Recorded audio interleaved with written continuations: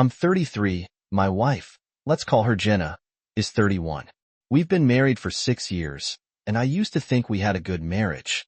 You know, nothing out of a fairy tale, but we supported each other, had each other's backs, and never went to bed angry.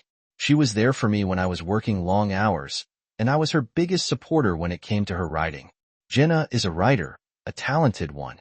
It's not her day job. She works as a copywriter, but her passion is to write novels. She's been working on a novel for the past 3 years, pouring herself into it, page by page, with a vision of becoming a published author. I love that about her. I used to read her chapters, give feedback, encourage her when she hit writer's block. She'd come to me with every idea she had, and I'd tell her to go for it. I truly thought we were building something together. We rent this apartment in a big house that's been divided into separate units. Our landlord, who's probably in his 50s, lives in one of the units. He seemed like a decent enough guy. I never had any issues with him. Sure, there were small things like the occasional disagreement over a parking spot, but overall, it was fine. We kept things professional, sent him a holiday gift here and there, and that was it. I'd never thought much of him beyond that. I work in construction management, which means I'm out the door by 7 a.m. and usually don't get home until after 7 p.m. My job is demanding, but I do it because I want to build a future for us. Jenna works mostly from home, so she's always there when I leave and when I get back. She'd have dinner waiting for me, run me baths when my back was sore from a long day, and tell me she was proud of how hard I worked for us. There were times I felt guilty for not being around more, but she'd always reassure me, saying she understood and appreciated everything I did. Then came that one day. It was a Tuesday, and I woke up feeling terrible, headache, congestion, the works. I'd worked through worse before because that's just how I am, but this time something told me to take a day off. I texted my boss, who was understanding about it since I rarely use my sick days. I thought it would be nice to surprise Jenna with a day together. We hadn't had a full day to just relax in ages, so I figured I'd grab her favorite coffee and bring it home to watch some movies together. With her iced caramel latte in hand, I walked up to our front door, and then I noticed something strange. The door was slightly open. Jenna is meticulous about locking up. She triple checks it every night, has security cameras, and even insisted on getting a video doorbell installed. Seeing the door open like that felt wrong, but I brushed it off, thinking maybe she just stepped outside for a minute or was carrying something in and forgot. Then I walked in. I hadn't even put the coffee down before I heard noises from the living room, noises that should have instantly clued me in, but I was too caught off guard as I stepped into the room. There she was, Jenna, my wife, on our couch with the landlord. Both of them half-dressed, oblivious to the world. The shock hit me like a punch to the gut. In a daze, I dropped the coffee I'd bought for her, and the sound made them both look up. The landlord's face went red. He scrambled to pull his pants up, stuttering apologies, mumbling something incoherent as he tried to get out of there. Jenna threw her shirt over herself, stammering my name, saying it wasn't what it looked like, as if there was any possible way to twist this into something innocent. In that moment, it was like all the happiness and trust one had built up in my life collapsed.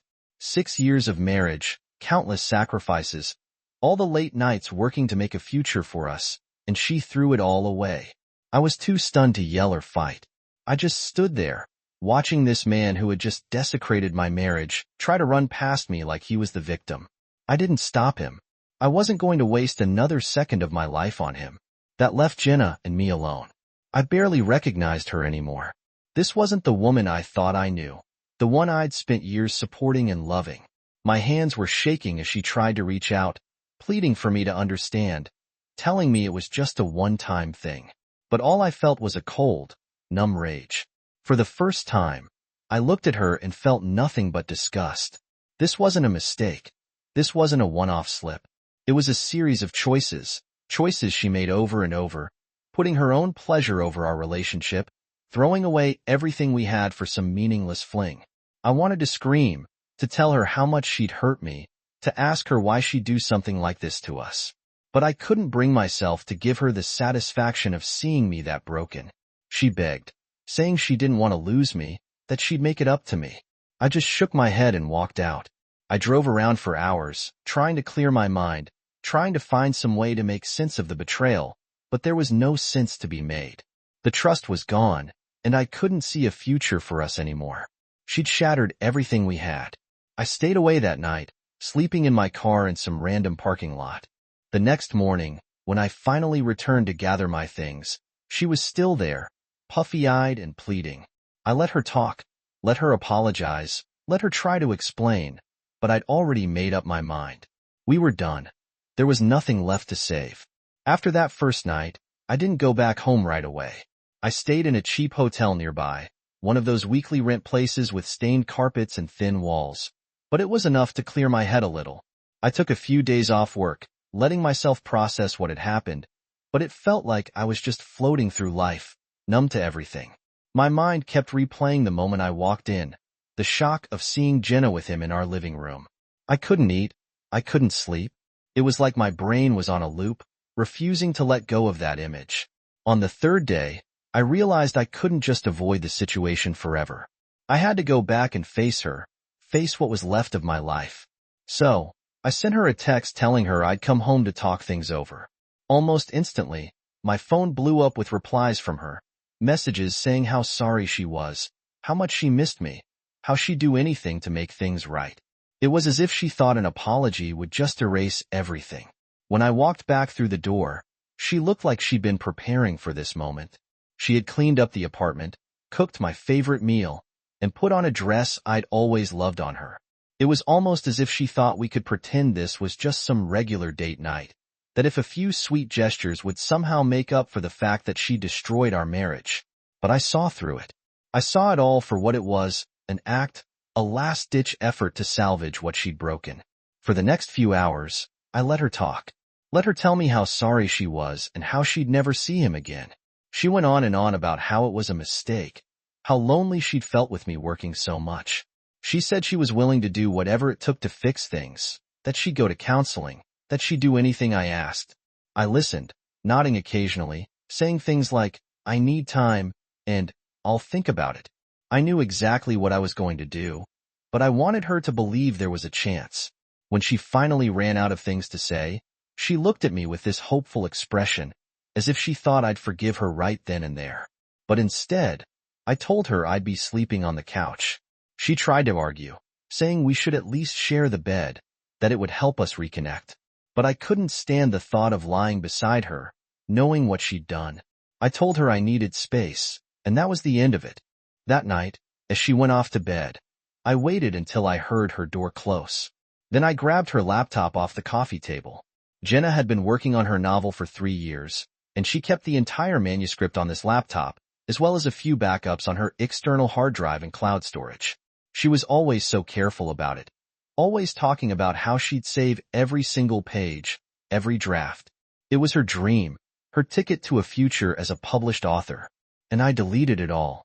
It took only a few minutes to wipe the entire thing. First, I deleted the desktop copy, then went through her backup files on the hard drive and erased them one by one. Finally, I accessed her cloud storage and deleted the last remnants of her novel. I went into her email, found any copies she'd sent to herself or her writing friends, and deleted those too. I even used a file shredding program to make sure nothing could be recovered. It was as if her dream had never existed. When I finished, I sat there in the dark, feeling a strange sense of satisfaction mixed with regret. Part of me felt like I'd crossed a line, like I was doing something unforgivable.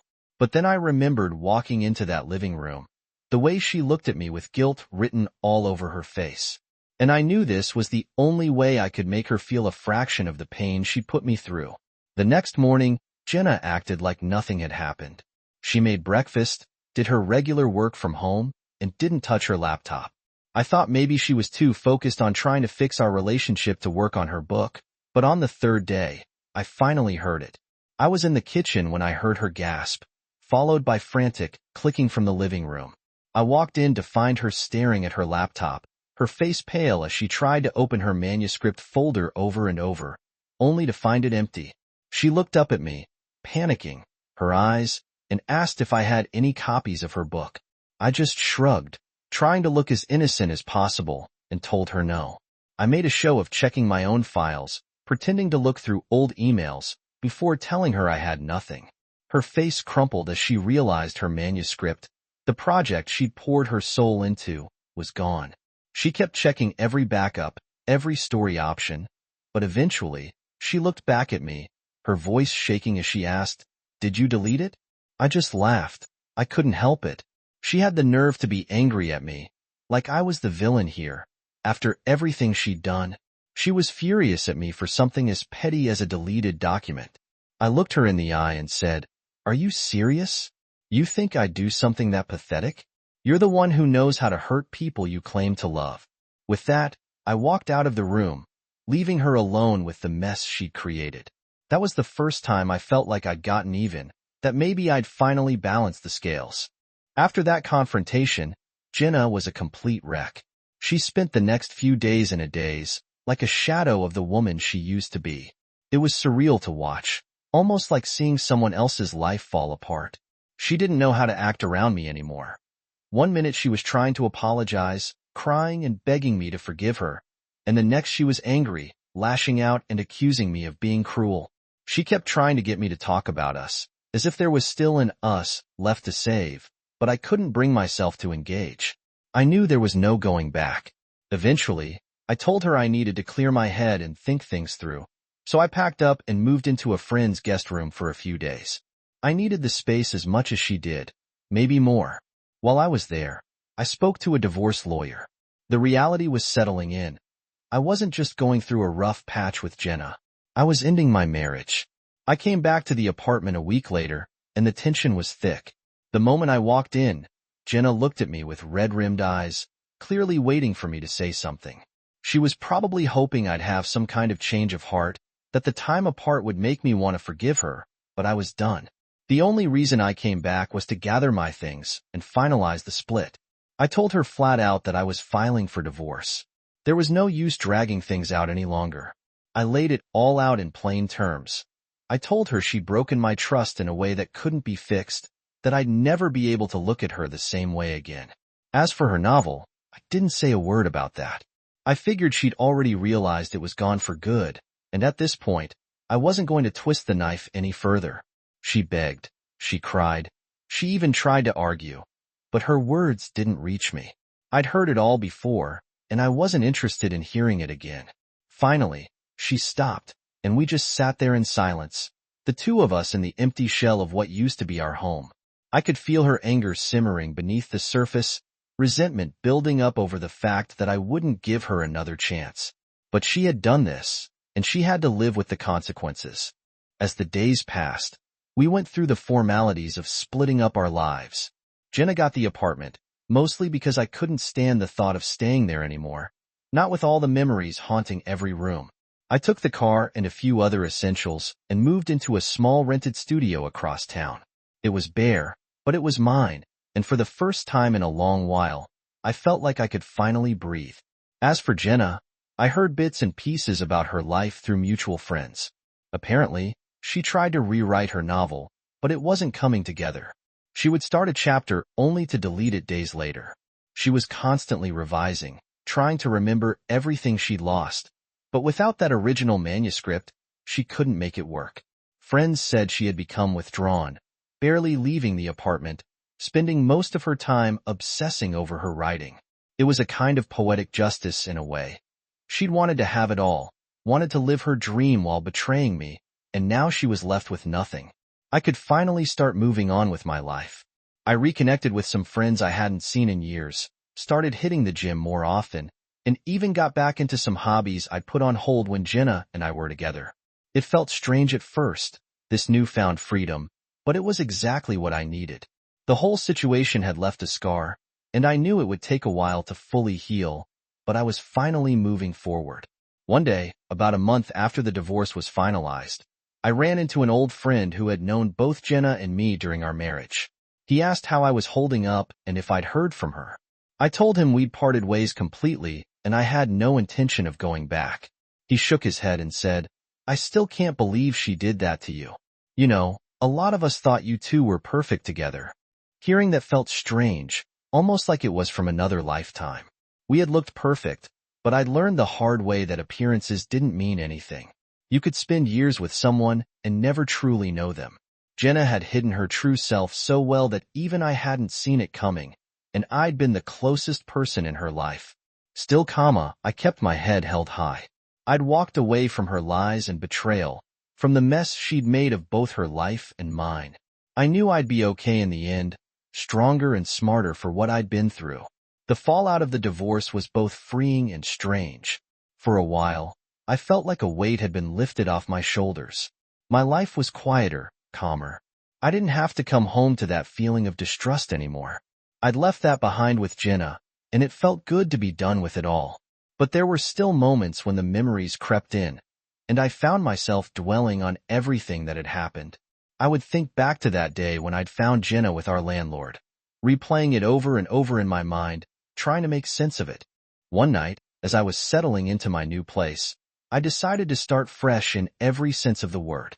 I cleared out old photos, got rid of things I'd once shared with Jenna, and even changed my phone number. I was determined to make a clean break, to start over without the reminders of what I'd been through. It was cathartic, like shedding an old skin that didn't fit anymore. I wanted a life that was fully mine, again, untainted by betrayal. Meanwhile, Jenna's life seemed to be unraveling. Even from a distance, I wasn't actively keeping up with her, but word got around from mutual friends. I heard she was struggling with money, that she was having trouble covering rent now that I was gone. The landlord wasn't giving her any special treatment either. He was already seeing someone else, according to one of the neighbors. She'd been left to fend for herself, alone in that apartment, the same one where I'd caught her with him. There was a bitter irony in it all. She had traded everything we'd built together for a fleeting thrill, and now she had to face the reality of what she'd done. Every time I thought about it, I felt a grim sense of satisfaction. She'd made her choices, and now she was living with the consequences. In a way, her misery was a reminder that karma had a way of catching up to people. A few weeks after settling into my new place, I finally went on a few dates, testing the waters to see if I could find someone new. It was strange at first, awkward even, but I met a few genuinely nice people. We went out for drinks, saw a couple of movies, and for a while, I started to feel like I was getting back to myself. It wasn't serious with any of them, but it was a step in the right direction. Then, one day, I ran into a mutual friend of Jenna's and mine who knew about the situation but hadn't picked sides. We chatted for a bit, and eventually, she brought up Jenna. Apparently, Jenna had hit a serious wall with her writing. She tried to rewrite her manuscript from scratch, but it wasn't coming together. She was constantly talking about how she just couldn't remember everything she'd originally written. It felt like trying to rebuild a house from a pile of ashes. Her frustration was palpable, and she wasn't taking it well. I nodded, listening, and kept my feelings to myself. I knew exactly why her work had disappeared, but I wasn't about to let anyone in on that secret. To everyone else, it was just a tragic accident, a piece of bad luck for someone who'd worked so hard. Jenna had her story, but I had my piece, and in my mind, that was worth far more. After that conversation, I stopped thinking about Jenna so much. She was part of my past, a chapter I'd closed and was ready to leave behind. I didn't feel the need to check in on her or ask around about how she was doing. My focus shifted to building my own life, creating something new that didn't involve her. I wanted to see where this new path would take me, free of the weight I'd been carrying for so long. Over the next few months, I threw myself into work. I took on new projects, spent more time with friends, and even reconnected with family members I hadn't seen in a while.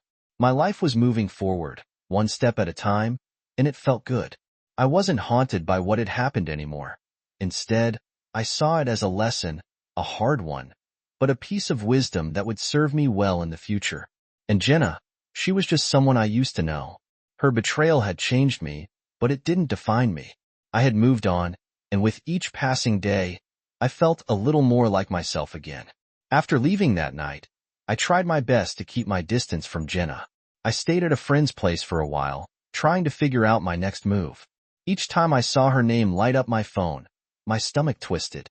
The texts ranged from desperate apologies to scathing accusations that I was ruining her life. As far as I was concerned, she'd already done the job herself. During those first few days, I wrestled with the urge to check on her, just to know if she was feeling a fraction of the pain she'd caused me. But each time I even thought about it, The memory of what I'd walked in on that day hit me like a wave, and I forced myself to ignore her calls and messages. But one night, curiosity got the better of me, and I checked her social media. It was a strange habit, one I couldn't shake, no matter how much I wanted to. Her latest post looked like she'd been hanging out with her friends. A forced smile stretched across her face, but I could see the cracks. It was odd to see her trying to pretend everything was fine after all the turmoil we'd gone through. Seeing her continue her life, as if nothing had happened, only fueled my anger. Finally, I couldn't take it any longer. I decided to respond to one of her messages. "Jenna, I don't see the point in continuing this. You made your choice. Now we both have to live with the consequences." She replied almost instantly, practically pleading for another chance. She wanted to talk, to explain things, as if there was anything left to explain. I kept it short, telling her I'd already spoken to my lawyer, and that we needed to start the divorce proceedings. The next few weeks were an emotional roller coaster. Jenna's attempts to reach out became desperate. She'd leave voicemails talking about the good times we'd shared, trying to remind me of all the reasons we were together in the first place. Part of me wanted to hold on to those memories, to forgive and move on, but I knew I'd never be able to trust her again. No matter how many memories we'd built, it couldn't erase what I'd seen that day on our couch. When it was finally time to settle the divorce, she became even more frantic. The thing about Jenna was that she always knew how to put on a good show in the courtroom. She was a sobbing mess, playing the part of the remorseful spouse perfectly. But by then, I'd grown numb to it all. Watching her break down didn't stir anything in me. I was just ready to move forward, to close that chapter for good. After what felt like an eternity, the divorce was finalized. Jenna left the court looking as though she'd lost everything, but I wasn't inclined to feel sorry for her. She'd betrayed me, destroyed our marriage, and lost any sympathy I might have once had. I just wanted her out of my life for good. Once I was free, I focused on rebuilding. I found a smaller place closer to work, a place that was just mine. It felt strange living alone again after all those years, but it was freeing. I poured myself into work, went out with friends, and slowly started to feel like myself again. One night, while catching up with an old friend, I finally opened up about everything that had happened. The look on his face as I recounted the whole mess was one of pure disbelief. "She really thought she'd get away with it?" he asked, shaking his head. "I guess she did," I replied, "but I'm done worrying about what she thought. I've got a fresh start now." It wasn't easy, but over time I found peace in the quiet moments. I read more, took up new hobbies, and started seeing the world through a different lens. The betrayal still stung, but it no longer consumed me. A few months after the divorce, Jenna reached out one last time. It was a rainy Tuesday evening, and I was heading home from work when my phone buzzed with a message from an unknown number. I almost ignored it, but curiosity got the better of me. "Hey, it's Jenna. Can we talk? I know I don't deserve it, but I really need closure. Just a few minutes, please." I sat there in my car, staring at the message as the rain poured down on the windshield. I didn't owe her anything. We'd been through enough, and I was finally starting to rebuild my life without her. But part of me wanted to hear what she had to say, to see if she'd finally taken responsibility for what she'd done. After a moment of hesitation, I texted back, "Okay, call me." The phone rang almost immediately. When I answered, I could hear the tension in her voice, the way she struggled to find the right words. "Thank you for picking up," she said quietly, her voice barely audible over the rain. I didn't respond, just waited for her to get to the point. There was a long pause before she spoke again, her voice wavering. "I know I've hurt you, and I know I don't deserve your forgiveness, but I need you to understand that I never meant for things to end up this way. It just happened." I felt a bitter laugh bubble up in my chest. "It just happened?" I repeated. "You don't accidentally ruin a marriage, Jenna. You made a choice. You made a lot of choices, and now you have to live with them." She was silent for a moment, and then I heard her start to cry. The sound was raw and unguarded. I know, she choked out. "I was selfish and I betrayed you in the worst way possible, but I never thought it would end like this. Losing you, losing everything. It's like I'm living in a nightmare." For a moment, I almost felt sorry for her. Almost. But then I remembered all those months I spent trying to piece myself back together after she tore our lives apart. I took a deep breath, forcing myself to stay calm. "You made your bed, Jenna," I said, my voice firm but not unkind. "Now you have to lie in it. I've moved on. You should too." She let out a shaky breath, and I could hear the defeat in her voice. "I know you're right," she said. I just wanted you to know that I'm truly sorry for everything." I didn't know what to say to that. A part of me wanted to accept her apology, to let go of all the anger and resentment I'd been carrying. But another part of me, the part that had been shattered by her betrayal, couldn't find it in myself to forgive her completely. "Thanks for saying that," I said finally, trying to keep my tone neutral. "I hope you find what you're looking for, Jenna. Goodbye." And with that, I hung up the phone, ending the last connection I had to her. I sat there in my car for a long time, listening to the rain patter against the roof, feeling a strange mix of sadness and relief wash over me. It wasn't the closure I'd been expecting, but it was enough. In the weeks that followed, I threw myself into my new life with a renewed sense of purpose. I signed up for a cooking class, took long hikes on weekends, and even started volunteering at a local community center. I found joy in the small things, like the quiet satisfaction of a well-cooked meal or the peaceful solitude of a morning hike. Slowly, the weight of what had happened with Jenna began to lift. It didn't go away entirely. Some scars never fully heal, but it became a part of my story, a chapter that I'd learned from and moved on from. I started dating again, taking things slow and keeping my expectations in check. I was upfront about my past and about the trust issues I was still working through. I found that most people appreciated the honesty. It was a different kind of relationship, one built on a foundation of understanding and mutual respect rather than blind trust. One day, as I sat in my new place, surrounded by the life I'd built for myself, I realized that I was truly happy. Not the kind of happiness that comes from being in love or having everything go your way, but a deeper, more lasting sense of peace. I'd survived the worst heartbreak of my life, and I'd come out the other side stronger. Looking back, I wouldn't say I'm grateful for what happened. It was too painful, too messy, to ever be thankful for. But I am proud of the person I became because of it. I learned that I could survive on my own, that I could rebuild after everything fell apart, and that I deserved better than what Jenna had given me. As for Jenna, I have no idea where she is now or what she's doing, and I'm okay with that. I don't need to know. All I need is the life I have now, the life I've worked so hard to create. And that, more than anything, is the closure I've been searching for all along. Here's the next story. The Chicago Fire Department's Tactical Rescue Unit had just finished a hard 24-hour shift.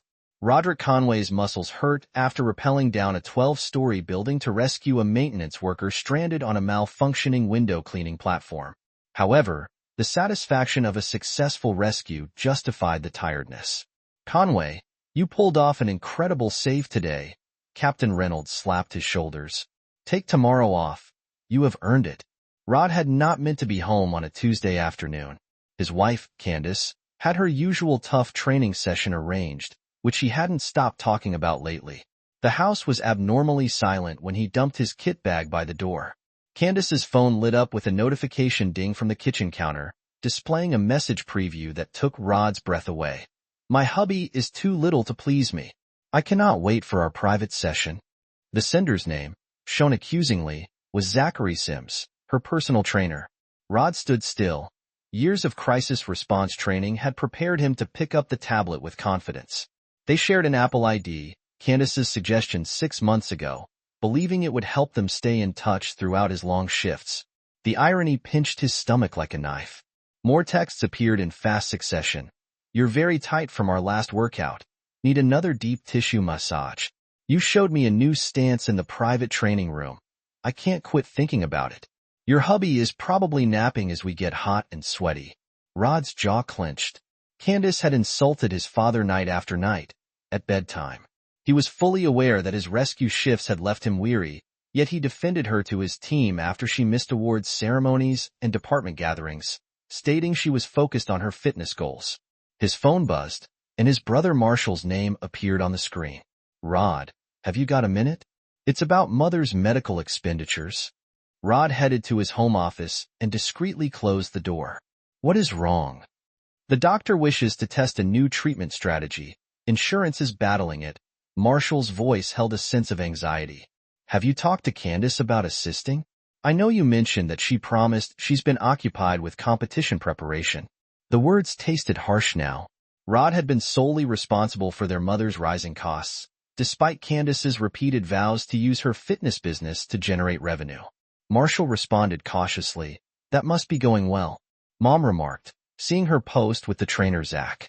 Rod's voice remained neutral, over the years of practice addressing crisis situations. I should examine our accounts, see what we can do for Mom. After hanging up, Rod logged into their shared banking portal. The truth was harder than any backdraft he'd ever experienced. Their savings account wiped out, his father's fortune, the funds set aside for Mom's therapy, had been gradually depleted through transfers to Personal Training Solutions, LLC, Zach's private company. Thousands of dollars were spent without discussion or approval. Rod downloaded the statements and identified the trend. Candace's transfers rose as she spent more time at the gym, corresponding with her newfound interest in fitness competition. His phone vibrated again. Willard James is his closest friend on the rescue crew. Can you stop by the station? Do you need your eyes on something? 20 minutes later, Rod sat in Will's truck in the station parking lot, watching his pal try to find words. Look, brother, there is no simple way. We will grip the steering wheel. Bridget has been keeping something from me concerning Candace. Rod waited, using years of tactical patience to direct his response. They work out at the same time. We will continue with her and Zach. Bridget claims they're not exactly subtle. Tell me about the girls' nights, twice every week. They're covering for meetings in his private studio. Well, I couldn't meet his gaze. Everyone at the station knows we weren't sure how to tell you. Rod absorbed this, recalling how Candace had raced out, dressed to kill, claiming female bonding time with Bridget and the other firemen's wives. How long has she been serious about competition training? At least 6 months. We will finally look at him. What are you planning to do? Rod's face remained composed, but his eyes had the same determination that his squad had known from their most difficult rescues. First, I'm going to phone Jillian Martinez. She answered on the second ring. Rod had rescued her from a high-rise fire 2 years ago, rappelling down 60 floors with her and clinging to his back when her office stairs collapsed. Rod Conway. Her voice softened with recognition. What do I attribute the joy to, Jill? I need your expert services, the discreet kind. As a private investigator who specializes in infidelity cases, Jillian worked fast. Within days, she had discovered Zach's habit of seducing wealthy clients' wives, recording encounters for possible blackmail. 3 divorces in the last 2 years resulted in quiet settlements after the spouses received anonymous video clips. Smart Jillian reported that displaying Rod's surveillance photos would contain hidden cameras. She gets them hooked on steroids, which fosters reliance when they're in the zone. He encourages keeping track of their progress to stay motivated. None of the videos have gone public. He keeps them because insurance threatens to send them to relatives or employers if the women do not pay. Once their husbands find out, Rod inspected the photographs. Zach led Candace inside his private studio, his hand resting inappropriately low on her back. Timestamps indicated late-night sessions when Rod was meant to be on shift. He's never encountered anyone like you, Jillian added. The majority of his targets' husbands are CEOs or desk jockeys, not tactical rescue professionals who work by rappelling down burning buildings. Rod's smile did not reach his eyes. What is his regular pricing for these private sessions? She asked. $500 per hour, off the books. Why? We'll give him an offer he can't refuse. The next day, an anonymous email arrived at Zach's private account, doubling his fee for a complete record of sessions with Candace Conway, every video, every communication, every interaction. Zach's reaction arrived within minutes. When do we start? Rod shut his laptop. His tactical mind was already planning the next phases, just like any rescue operation. Timing and precision would be crucial. Candace's competition bikinis hung like trophies in her bedroom, with price tags still affixed to her nightstand. A framed photo from their wedding day depicted a different woman, softer, more genuine, staring at Rod with genuine love. He positioned the frame face down. Marshall had sent him a text message. Mom's insurance declined the procedure. Need to discuss options. Rod typed back, I will manage it. You focus on the investigation. Another message appeared with Jillian confirming Zach had taken the bait. Everything was falling into place, like the fires he fought. Rod knew the situation would worsen before it was contained, but he'd never back down from a fire, and he wasn't about to start now. The following morning, he left for his duty as usual. Candace barely glanced up from her protein smoothie and Instagram posts. Do not wait, she called out, and received a late training session. I wouldn't dream of it, Rod responded, his voice neutral. Let her believe he was still the faithful spouse, too fatigued from saving lives to see her deception. She quickly learned what his rescue crew already knew.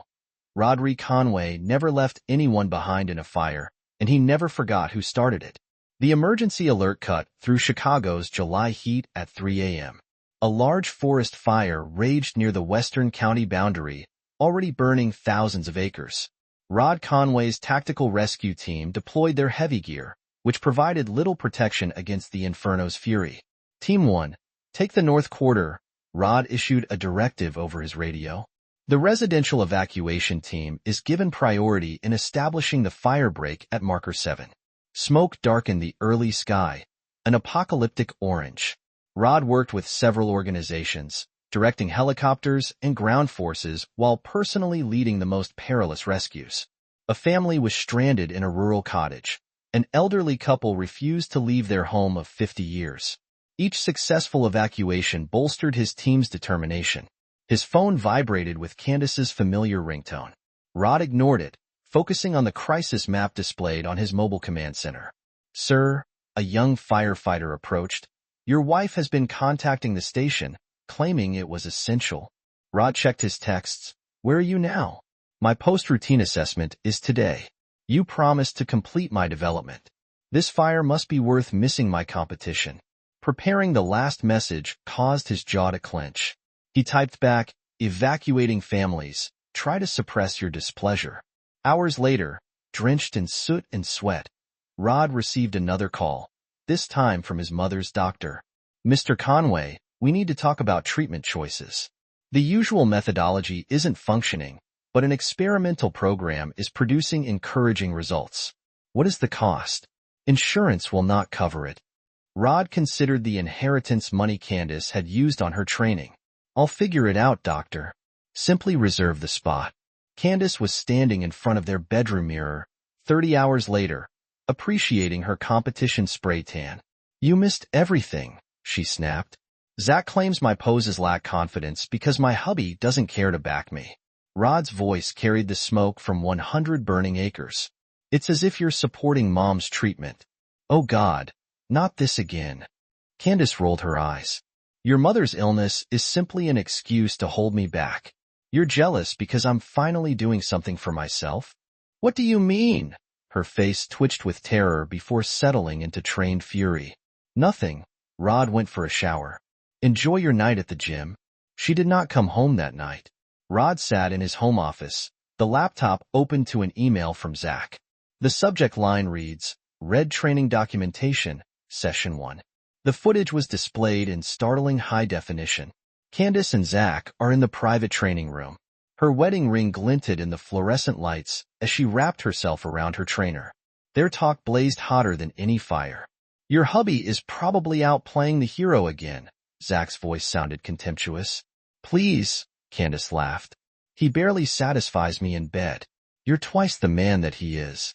Rod closed the laptop. His tactical mind was already digesting this new knowledge. The next morning, providing more ammunition, you will not believe this, Candace announced over breakfast, almost quivering with excitement. I qualified for my first competition. My birthday party is scheduled for next weekend, a small victory celebration.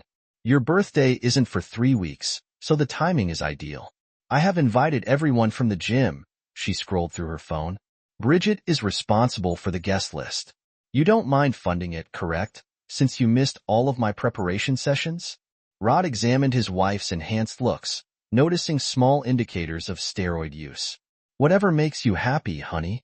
The following week, Rod's tactical patience was strained to the limit. His crew won a commendation for their handling of the forest fire, which Candace skipped since she wanted to finalize party plans that night. Zach sent me another email, with more footage, more explicit than before, but the attached text messages sealed their fate. Candace, after I win the tournament, I'm leaving him, Zach said. It's about time, sweetie. How about the house? Candace replied, prenuptial agreements become effective after 5 years. 2 more months, and half of everything is mine. Rod sent everything to his lawyer, and then contacted Marshall. Need a favor, brother. Everyone who will be attending this party will have their background checked. The results provided an intriguing picture. The majority of the guests were Zach's past clients, spouse, who had fallen for his gimmick. Among them were Bridget and Lorraine, others who smirked behind their spouses' backs while encouraging Candace's affair. The most frightening revelation came from Marshall himself during their normal Sunday family supper. He moved the rod aside and said, "There's something you should see." Marshall gave up his phone. "She tried it last month. I turned it off, but the messages made Rod's blood boil. Your brother does not need to know what is going on in the family," he added with a winky face. "You're the superior Conway anyway," she said. "I didn't mind keeping it within the family." Marshall's conversation was tangible. "I intended to tell you sooner, but she threatened to inform Karen about the case we worked undercover." Rod placed his hand on his brother's shoulder. "Are you telling me right now that's what matters in the gym?" Candace and Zach had gotten braver. They scarcely tried to hide their closeness. They openly discussed their future plans, confident in Rod's apparent frailty during her training sessions. Knowing no one would dare to tell the miserable husband, but Rod was not idle. Each day brought more evidence, precisely organized and documented, of his mother's good response to the experimental treatment, which he'd sponsored by selling his cherished motorcycle. This provided him with the final push he needed to move forward. The day before the celebration, Rod went to the station. "Need some assistance?" he informed his team. "Tomorrow, consider it a training exercise with exposure and confinement." He carefully analyzed his friend's expression. "Are you sure about this?" Rod replied, "Certain flames need to burn. Just be prepared with the metaphorical hoses." He spent the night in his office, preparing plans. Candace's laughter could be heard from the kitchen, where she was planning the party arrangements with Bridget and the other enablers. "Perfect," she said. "Everyone who matters will be present to witness it." Rod bitterly smiled at his computer screen. She had no idea how correct she was. The day of Candace's birthday party began bright and hot, mirroring the excitement in Rod Conway's chest. He watched from their bedroom window as the catering van arrived, followed by Zach's immaculate Mercedes, which drove into their driveway far too comfortably. "Rod," Candace's voice echoed up the stairs. "The projection system technicians are here. Make yourself useful by showing them where to set up." He smiled, knowing she had read it as subjugation rather than satisfaction. The technical team, which included a specialist from his tactical squad, began installing the birthday gift with practiced precision. Candace breezed through, explaining the latest model. "Rod, perfect for displaying your favorite fitness videos." She scarcely acknowledged him, too busy texting on her phone. Her red outfit left little room for imagination. According to their credit card account, she had purchased the same one for competition preparation. The home quickly filled with Candace's selected audience of gym rats and tight-fitting wives, who had covered for her affairs. A few uneasy firefighters had come out of loyalty to Rod Marshall, who came along with 2 uniformed officers whom he introduced as precinct friends. "Do everything ready," Marshall murmured upon accepting a drink. Rod nodded slightly. "Jillian is outside with the complete documentation. Officers have all they need, just waiting for your signal." Zach worked the room as if he owned it, his trainer's physique on display in a shirt that's 2 sizes too small. He maintained a deliberate distance from Candace, but their glances told the story to anyone paying attention. Bridget exclaimed to the other wives, "What a power couple! The way he encourages her to do her best, unlike some husbands." Lorraine added, with a sharp look at Rod. He preoccupied himself with being the perfect host, accepting outerwear, refreshing beverages, and tweaking the projection system with obvious incompetence, making Candace roll her eyes. "Please try not to embarrass me," she snarled, adjusting her clothing. These people value success. Oh, I know exactly what they value, Rod said gently. It's time for your big announcement. Candace grabbed a champagne glass and tapped it for attention. The gathering became silent as she went center stage, with Zach hovering around with a proprietary smile. Thank you for celebrating with me today, she beamed. As you know, I recently qualified for AE, my first fitness competition. Murmurs spread through the crowd. I could not have done it without Zach, my fantastic trainer, she continued. He demonstrated my capabilities, the double connotation lingering heavily in the air. A few wives giggled, and indeed, she added with false graciousness, even Rod made himself helpful by supporting my training. I suppose even firefighters can appreciate genuine accomplishments on occasion. Rod proceeded to the laptop, which was connected to the projection system. Speaking about support, he stated unequivocally, I have a unique appreciation for my wife's dedication. The lights darkened, and the large screen displayed clear, high-definition footage from the gym's private training area. Candace smiled, expecting to see her posed routine, but her smile froze as the first intimate moment aired, followed by another and another. What are you doing now? She mumbled, the color fading from her face. The footage continued, Candace and Zach plotting their future, insulting Rod, and discussing how they would spend his money after the divorce. Then Zach made a recorded confession. Sorry, sweetheart, someone paid twice to record everything. Business is business. The room had become deathly silent. Candace stood straight, gripping the cake knife with white-knuckled hands. Zach made a rush for the door, but Marshall and his friends were blocking the entrance. The only thing modest in this situation is your future net worth, Rod announced, nodding to his lawyer, who came forward with divorce papers. Happy birthday, honey.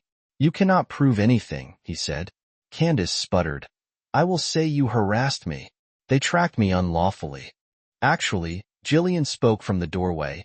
Everything was gathered legitimately through a licensed inquiry. I have Jim's sworn statements, employees' payment card details, and bank transfers. She touched a large folder, which included evidence of Mr. Grimes's previous extortion efforts. Zach's arrogance collapsed. Look, Conway, we can figure something out, he said. I believe you have some inquiries about the controlled chemicals discovered in Mr. Grimes's private training room, Marshall cut in. The next few hours were a jumble of police statements and unexpected departures. The enabling women slunk away, their husbands' faces indicating future conversations. Bridget could not meet Will's gaze as he led her out. 6 months later, Rod sat in his dress uniform for the Chicago Fire Department's awards ceremony. His ascension to Chief of Tactical Rescue made headlines, owing to his management of the forest fire disaster and the scandals in the public aftermath. His mother beamed from the front row, having fully recovered from the experimental procedure. Sophia Chun, the burn unit surgeon who had worked with his team during the fire, sat next to her. Their romance had progressed slowly. Candace's retribution attempts, which were naturally based on mutual respect rather than superficial desire, had failed terribly. Jillian submitted the whole investigation, which disproved her charges of harassment. Zach, who was facing other lawsuits from other clients' spouses, had entirely turned against her, presenting evidence of steroid use that had resulted in her ban from competitions. She was working in a little town gym 3 states away when we last heard from her. Her ambitions of fitness stardom were dashed. Zach had it far worse. He had lost his training and certification, and now he cleans pools for a living. His clientele was reduced to real swimming pools rather than wealthy ladies. The yearly fundraiser for firefighters' families brought everything full circle. Rod watched Bridget and other enablers make embarrassing explanations for leaving early. Unable to confront the implications of their decisions, his mother gripped his hand. Her eyes revealed wisdom gained through adversity. Some fires must burn, son. They pave the road for future progress. Rod gazed at Sophia, who had supported him through the most difficult stages of the divorce.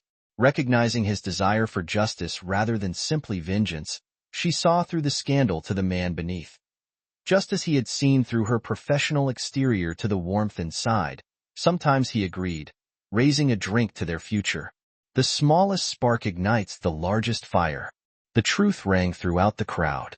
Everyone who had enabled, rejected, or participated in Candace's betrayal had paid the price. But Rod had grown stronger. His life was reconstructed on the basis of truth rather than deception. In the end, it made all the difference. 1 year later, the small-town gym in Cedar Rapids, Iowa, looked nothing like the elegant Chicago center where Candace Conway formerly reigned as queen. Now, it's just Candace Peters. She wiped out the basic equipment for a minimal salary, replacing her fancy gym clothes with generic cotton uniforms. Miss Peters, her 20-some manager, yelled out, "The bathrooms require cleaning." She held the cleaning spray bottle with white knuckles. A year ago, she was preparing for her first fitness competition.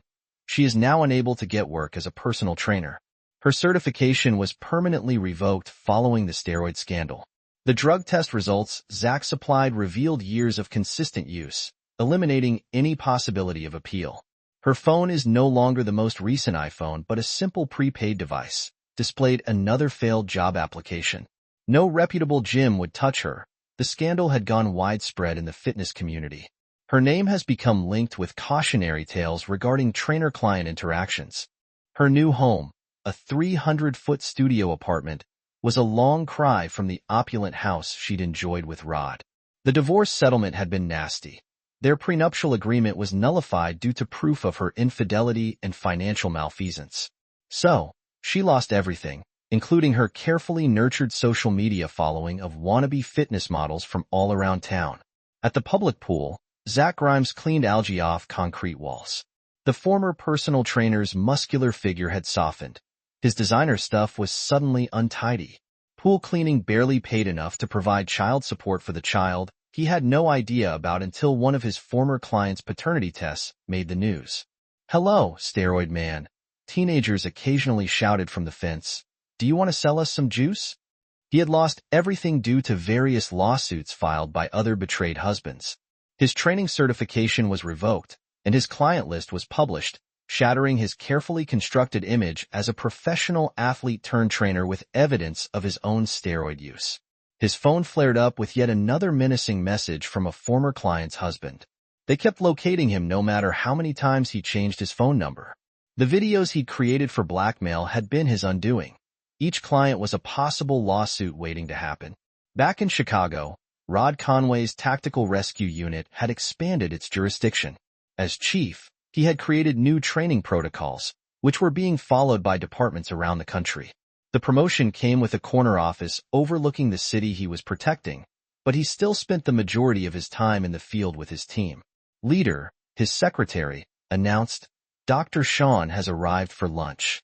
Sophia Chin gained her surgeon's trust by matching his calm authority. Their connection had developed gradually after meeting during the forest fire disaster, based on mutual respect and understanding. She had supported him throughout the divorce, without rushing his recovery, winning the praise of both his team and his mother. "Ready for tonight's fundraiser?" she inquired, slipping into the visitor's chair. "We're almost there, just waiting for Rhonda's final statistics." Rhonda Martinez, his previous station administrator, had been elevated to department communications director. Her ability to handle the media during the incident revealed talents that had been wasted on mundane paperwork. "Marshall, who goes by Sophia, says, has tried to contact your mother again." Rod's expression stiffened somewhat.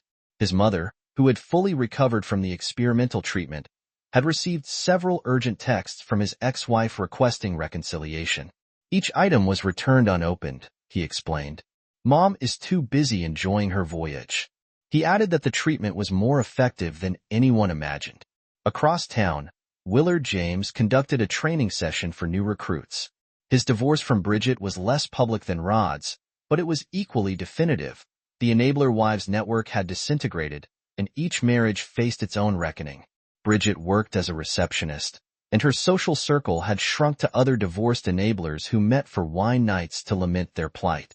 Their attempts to alter history by portraying themselves as victims of Zach's manipulation elicited little sympathy in Chicago social circles. Jillian Martinez's private detective agency thrived following the case. Her trademark was the Conway approach, which combined rigorous documenting of infidelity and financial forensics. She had recruited 2 more investigators specifically to handle cases from Rod's firefighting community, where other wives had followed Candace's lead with various trainers. The annual Firefighters Family Foundation event demonstrated how much had changed. Rod and Sophia arrived to find his crew and their real spouses already present. The enabling wives, who had always dominated these parties, were conspicuously absent. Their husbands, now accompanied by new partners, proudly attended on their own. Marshall discovered a significant difference. Joining them in the bar, his own career had aided the inquiry into the scandals, leading to more widespread cases of fraud in the fitness business. Remember last year's gala? Rod did. It was shortly after the divorce that Chicago society was abuzz with news of Candace's downfall. She attempted to attend with her lawyer, hoping to save some social contacts, but the wordless rejection had been absolute. Marshall's Facebook post continued, stating, "She'll make a comeback once the lies are exposed." "How's it working out?" Sophia asked dryly. "Almost as good as Zach's new career, I suppose. Pool maintenance does not have the same cash as personal training." The most recent report showed Zach residing in his mother's basement in Milwaukee. His attempt to operate a supplement business was thwarted by numerous violations. His new social media page identified him as a lifestyle coach, but his only followers were bots and discredited trainers. Candace's own efforts at reinvention had failed terribly. Her tell-all blog about being mistreated by the fitness business drew mainly haters, who posted screenshots from Zach's videos. Her requests for crowdsourcing and legal fees were recognized as fake. Even her attempt to teach yoga at a senior center failed when someone recognized her from the incident. Lorraine's husband ran for local politics. Thus, the enabler spouses had to deal with their own penalties. The scandal cost him his election. Regina's interior design firm has lost its high-end clients. Bridget's attempt to become a social media influencer resulted in more mockery than followers. Remember that the saying regarding karma will come up in their discourse. "I never expected things to play out so nicely." Rod grinned as he watched Sophia converse with his mother. The attractive surgeon had no interest in fitness competitions or gaining social media followers. Her confidence stemmed from saving lives. Her beauty was heightened by real compassion. His mother had told him that some flames would burn away dead timber, allowing new growth to emerge. The wisdom of it permeated every part of his rebuilt existence. His career skyrocketed higher than before. His tactical unit's reputation attracted recruiters from throughout the country. His bond with Sophia grew spontaneously. Their common ideals resulted in a stronger partnership than any gym had ever formed. Even the scandal had turned into something nice. The Firefighters Family Foundation now offers programs to help first responders recognize and leave harmful situations. Rod's story became a case study on how to handle betrayal strategically rather than emotionally. The foundation's legal fund, which was originally established to aid firefighters' families with medical expenditures, has extended to support other husbands in similar situations. Marshall's inquiry uncovered a pattern of trainers targeting first responders' wives, taking advantage of lengthy shifts and inconsistent schedules. Chief, a young firefighter, approached the gathering. "Sorry for interrupting, but we have a crisis developing downtown." Rod checked his phone. Multiple units were responding to a high-rise fire. Sophia grabbed his hand with understanding in her eyes. "Go," she said. "I will manage everything here," as he left with his team. Rod mused on how different this situation would have been a year earlier. No angry texts about missed parties, no guilt lectures about prioritizing duty over drama. Just the clear sense of purpose he'd always felt at work, now extended to every element of his life. Later that night, after the fire was out and the victim was rescued, Rod found a moment of peace on the apparatus floor. His phone displayed a missed call from an Iowa number, Candace's newest attempt to make contact. He deleted it without listening to the message. While driving home, he passed the gym where it all began. The building remained empty now, its reputation tarnished by the controversy of the for-lease sign, which hung where Zach's promotional posters had formerly drawn unwary consumers. Sophia waited for her surgeon, understanding of emergency calls, which was obvious in the late-night coffee and peaceful silence. No demands, no accusations, simply the unwavering support he had no idea he lacked. "I am proud of you," she stated simply. Rod gazed at her. She saw their future with serene confidence. "Some fires," he responded, echoing his mother's advice. "Light the road forward." In Iowa, Candace glanced at her unanswered call. The little Jim's mirror reflected who she had become, a cautionary story and a whispered warning, a testament of karma's purpose. She played with fire, thinking she was fireproof. Too late. She had learned every fire produces ashes, however, only the strongest emerge from them. And Rod Conway had returned stronger than ever, leaving her to sweep up the remains of her burned-out aspirations.